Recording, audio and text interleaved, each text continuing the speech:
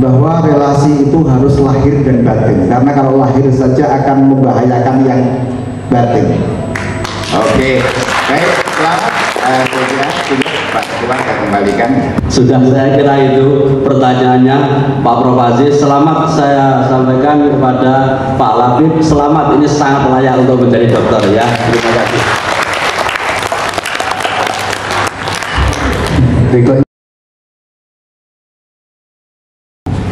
Bismillahirrahmanirrahim. Assalamualaikum warahmatullahi wabarakatuh. Waalaikumsalam warahmatullahi wabarakatuh. Yang saya hormati Bapak Ketua Sidang, Bapak Rektor, Bapak Prof, Bapak Pembaiklah. Disertasi saya ini adalah dilatar belakangi bahwa tidak mudah menilai relasi dalam sebuah masyarakat, apalagi dalam masyarakat dalam konteks desa, bahwa relasi antara Muslim dan Kristen itu tidak bisa dinilai dengan toleransi dan intoleransi, toleransi atau intoleransi, toleransi dan tidak toleransi. Karena dalam masyarakat itu ada relasi yang sangat majmuk, tidak seragam, apalagi terkait dengan latar belakang agamanya. Atas dasar itu kemudian ada sebuah teori yang melatar belakangi ini, bahwa dalam toleransi itu terdapat satu kompetitif sharing. Itu yang diajukan oleh Robert Hayden dalam teoritisnya. Atas dasar ini kemudian kami mencoba menarik teori antagonis toleransi itu untuk memotret sebuah desa di Blitar. Konteks kajian sosio-historis di Indonesia mungkin masih jarang ketika memotret sebuah fenomena masyarakat dalam tanda kutip dari segi negatif, karena yang paling sering adalah memotret dari segi positifnya, toleransinya. Padahal kedua kajian ini sama-sama penting dalam rangka untuk menjaga keharmonisan dalam sebuah masyarakat. Kita pilih dalam rangka tema toleransi relasi Muslim, antagonis toleransi relasi Muslim dan Kristen, karena saya melihat desa ini mengalami dinamika luar biasa sejak pertemuan kedua agama ini. Dalam studi awal saya bahwa kedua agama ini sudah melakukan relasi itu sejak 1846. Sebagian data juga menyebutkan bahwa itu mulai 1851. Karena ini penting, maka kemudian saya mengambil tema antagonis toleransi relasi Muslim Kristen di desa Waro. Selain keunikan desa ini, bahwa kontestasi desa ini sangat tampak dari segi posisi geografisnya, di mana pusat dakwah dan pusat misi itu hanya berjarak 500 meter. Maka sejak awal pertemuan agama ini sudah berbau kontestasi. Keunikan yang kedua, bahwa di desa ini juga terjadi upaya pembangunan sebuah toleransi, karena ikatan kesamaan sosial dan budaya.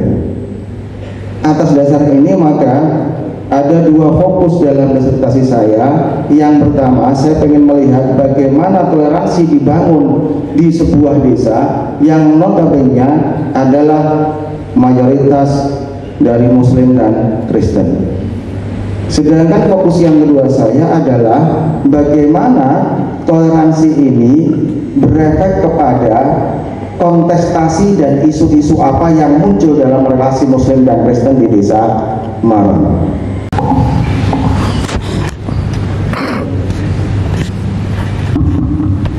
Baik.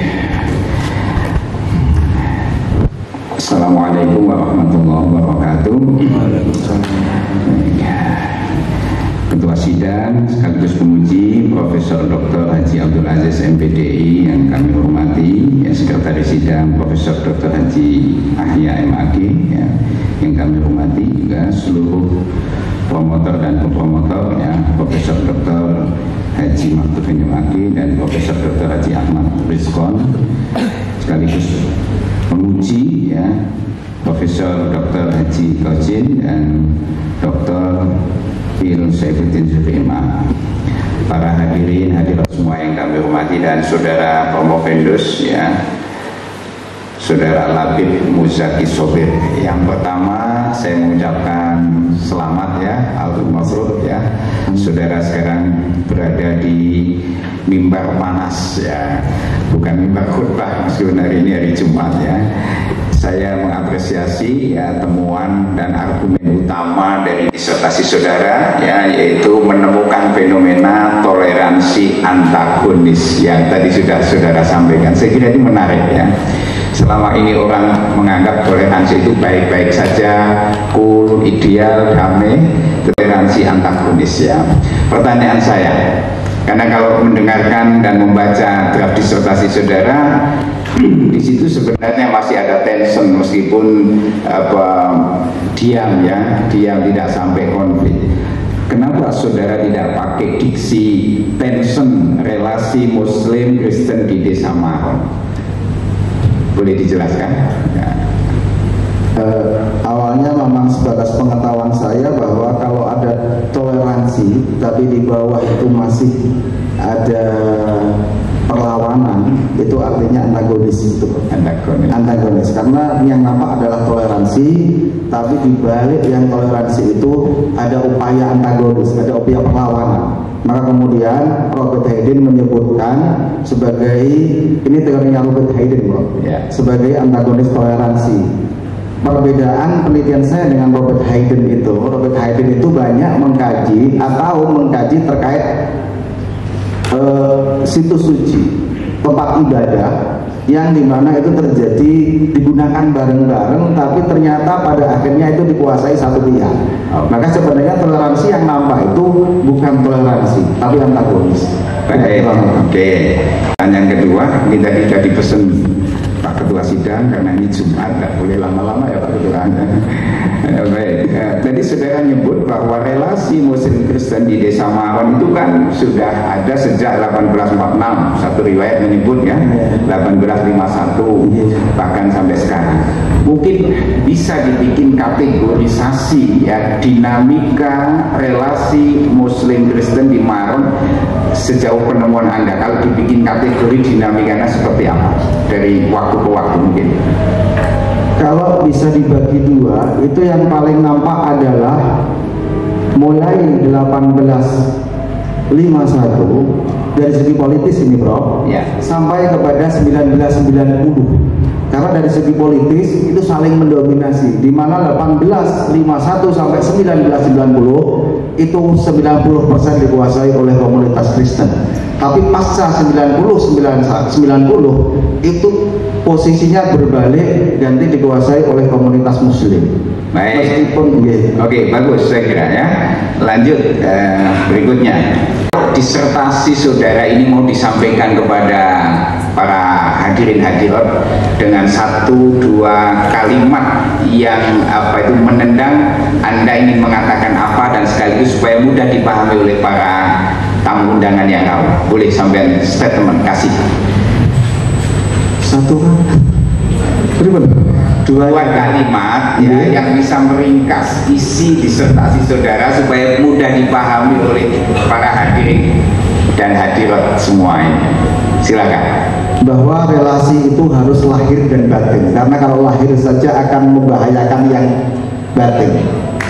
Oke, baik, selamat. Pak Ketua saya kembalikan. Terima kasih. Ini berkahnya ini dari masjid. Oke, kami persilahkan proposin dulu, ya.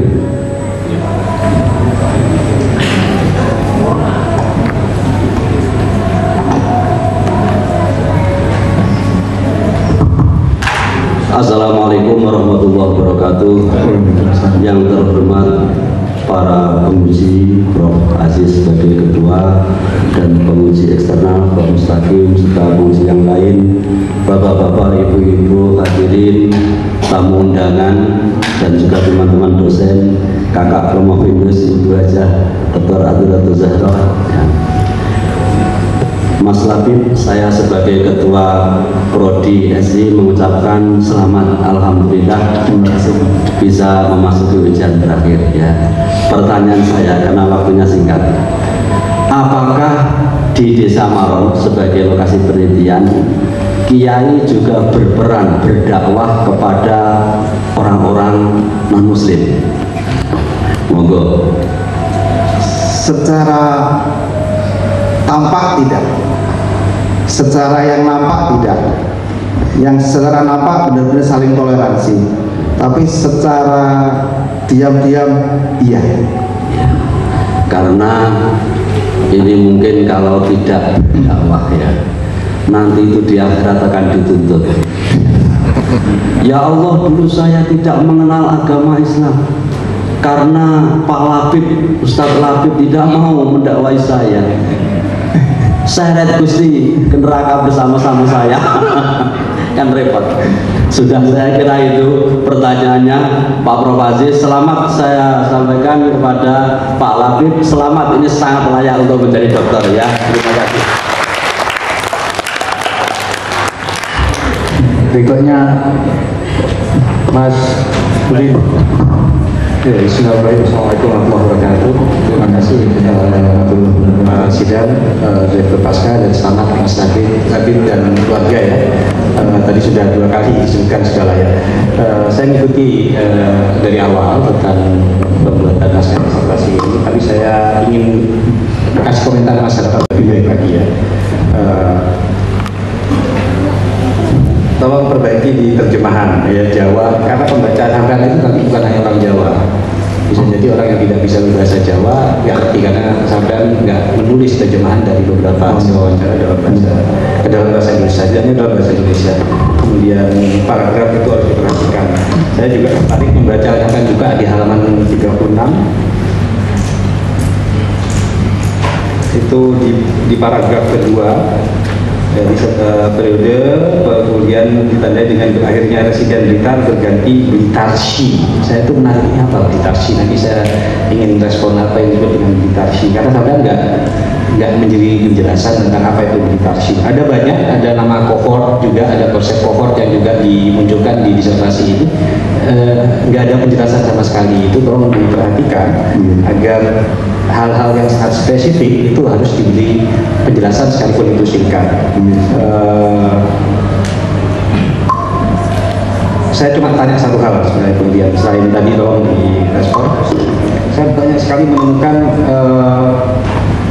kutipan terhadap Benedict Anderson. Saya nggak tahu berapa signifikan buku ini terhadap disertasi Anda. Jadi kan bisa ngasih argumentasi nggak tentang apa buku itu dan seberapa signifikan terhadap disertasi jenengan. Benedict Anderson yang Imagined Communities, buku yang sangat penting untuk kajian nasionalisme sebenarnya, tapi saya nggak menemukan signifikansi, tapi sampai mungkin banyak sekali. Karena menurut saya, ya saya kira itu aja. Gitu.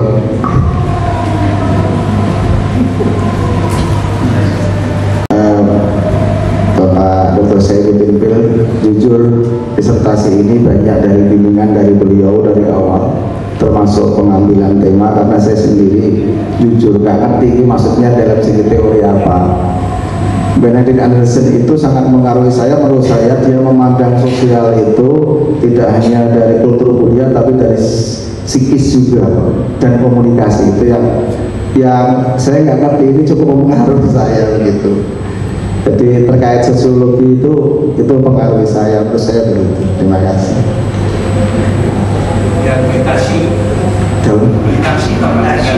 Kalau litarsi itu transisi pemerintahan dari kolonial kepada pemerintahan Jepang. Litarsi di Blitar itu istilahnya litarsi pemerintahan Jepang. Jadi 1949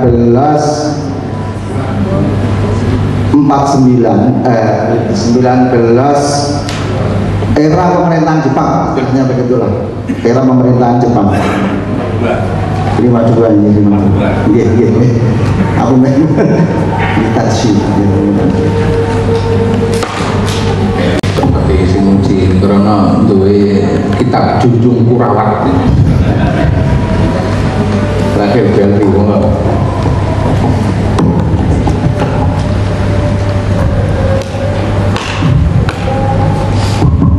Assalamualaikum warahmatullahi wabarakatuh. Waalaikumsalam warahmatullahi Yang terhormat Prof. Rektor 1 dan 2, pemuji dari Bapak Prof. Mustaqim,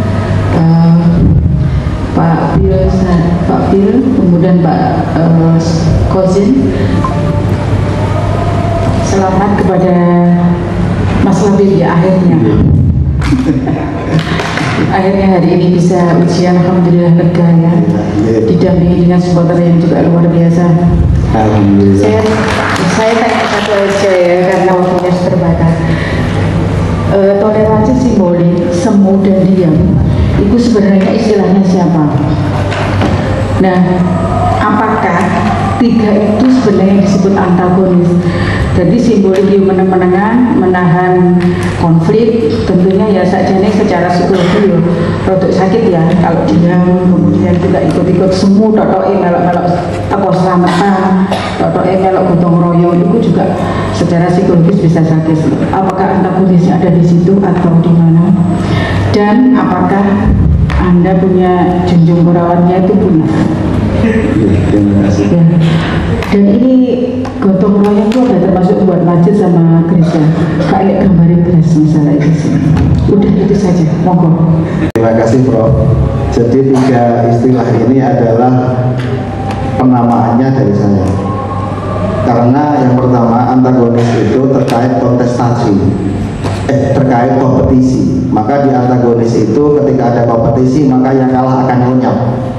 Tapi di Maron itu bukan kompetisi tapi kontestasi. Karena kontestasi maka ada fenomena yang berbeda. Ada fenomena yang saya sebut sebagai toleransi simbolis. Jadi mereka hadir karena simbolis semata, padahal tidak ada kesempatan untuk memberikan uang kepada mereka. Itu yang pertama. Yang kedua adalah ada toleransi semu. Bahwa toleransi semu itu kenapa terjadi? Karena masyarakat desa Maron dilatar belakangi trauma sejarah, mulai dari perlawanan Belanda, Jepang, bahkan istilahnya Gestapo, PKI itu yang diakhiri dengan konversi agama besar-besaran di desa Maron. Maka kemudian sesungguhnya antara kedua agama ini saling masih curiga. Dan yang terakhir adalah toleransi diam. Toleransi diam itu di mana masyarakat tidak menimbulkan, tidak menampakkan. Ya baik, terima kasih. Insya Allah layak jadi dokter, semoga berkah semuanya ya. Assalamualaikum warahmatullahi wabarakatuh.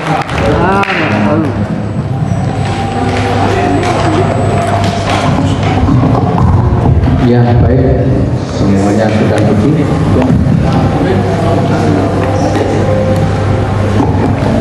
Selanjutnya nggak ada skor sini karena Jumat ini. Silakan Mas Lewi di sini. Promovendus mengambil tempat guna pembacaan hasil sidang terbuka. Pembacaan hasil sidang terbuka promosi doktor atas nama Saudara Labib Muzaki Sobir.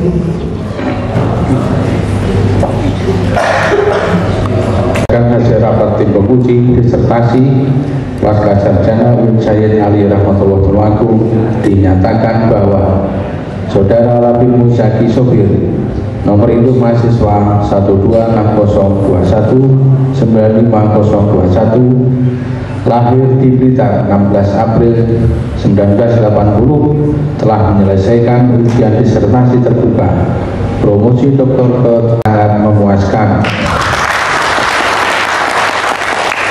Berlaku 25 Juli 2025 pimpinan sidang Abdul Aziz ditandatangani. Penyerahan surat pernyataan lulus oleh. Terima kasih sangat kepada Bapak Rektor Prof. Aziz. Kalau saya tidak dipaksa untuk P3K, saya tidak mungkin menyelesaikan studi S1.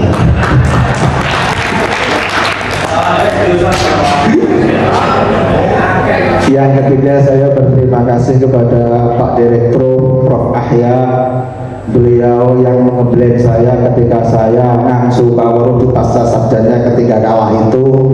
Dan mohon maaf Prof, dari dulu saya belum pernah minta maaf. Bener apa yang disampaikan Prof. Ahya, labit nganyel ke.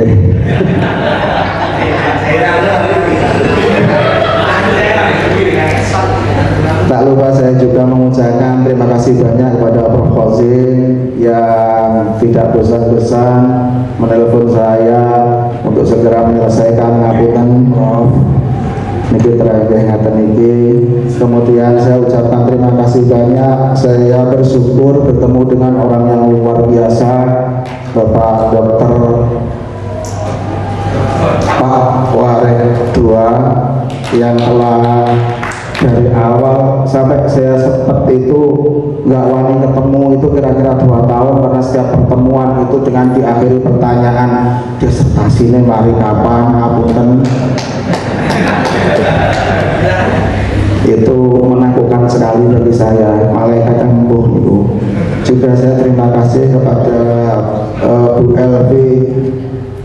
Bu Elvi itu orang yang luar biasa. Dari awal itu mas aku muji, ternyata takdir hari ini benar-benar menguji. Saya juga kaget ternyata Prof. Elvi menguji. Dan tak terlupa kasih kepada istri yang sabar melihat kondisi suaminya seperti ini.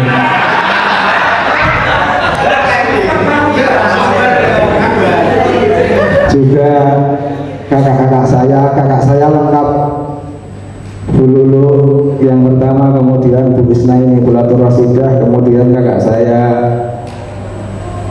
Mbak Iva, dan yang terakhir adik saya Jenny. Alhamdulillah lengkap. Dan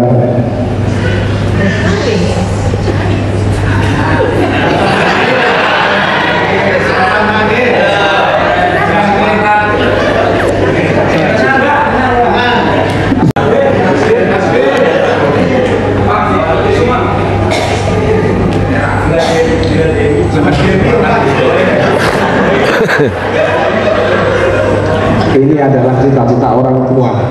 Terima kasih. Assalamualaikum warahmatullahi wabarakatuh.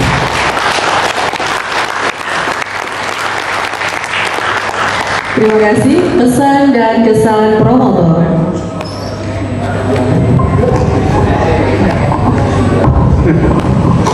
Assalamualaikum warahmatullahi wabarakatuh. Singkat saja, semoga dokternya Mas Labi perlu dijawab oleh Allah. Gak usah khawatir, kamu gak sendirian. Anak saya juga masuk Kristen. Siapa Tuhan? Yesus, anak saya.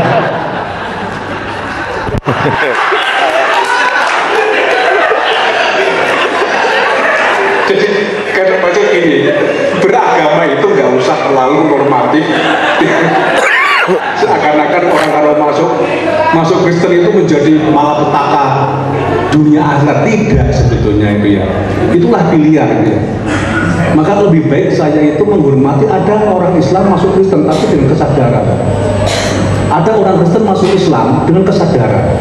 Daripada Islam sejak kecil tapi nggak pernah sadar Islam. Kristen sejak kecil tapi nggak pernah sadar Kristennya itu. Karena itu dialog yang sangat luar biasa itu dialog antara Romo Mangun dengan Gus Dur. Apa yang terjadi? Gus Dur itu adalah Kristen tapi belum masuk gereja. Apa jawab Gus Dur? Romo Mangun itu Muslim tapi belum masuk ke masjid. Kan enak kan? Ya seperti burung saja. Burung gereja bertempat di masjid. Berkaji masuk ke gereja.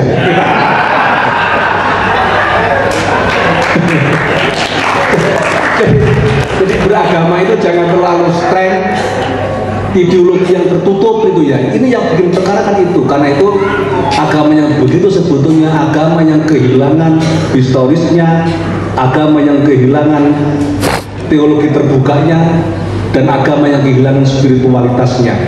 Agama sendiri adalah sesuatu yang bersifat spiritual. Karena spiritual. Wassalamualaikum warahmatullahi wabarakatuh. akhirnya lulus juga, dan juga istri yang sabar karena suaminya kayak gitu. Akhirnya berterima kasih juga dengan ungkapan rasa syukur kehadirat Allah SWT. Selesainya acara ujian disertasi terbuka dalam rangka promosi doktor Prodi Studi Islam Pasca Sarjana Universitas Islam Negeri Sayyid Ali Rahmatullah Tumagung atas nama Dr. Labib Muzaki Sobir dengan bacaan Alhamdulillahirrahmanirrahim secara resmi saya nyatakan ditutup. Semoga Allah Subhanahu wa Ta'ala melimpahkan rahmat, taufik dan hidayahnya kepada kita sekalian. Amin amin ya rabbal alamin.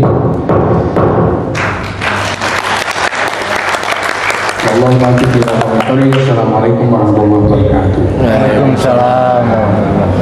Baik, selanjutnya pengambilan dokumentasi Dr. Labib Muzaki Sobir beserta istri dan seluruh tim penguji.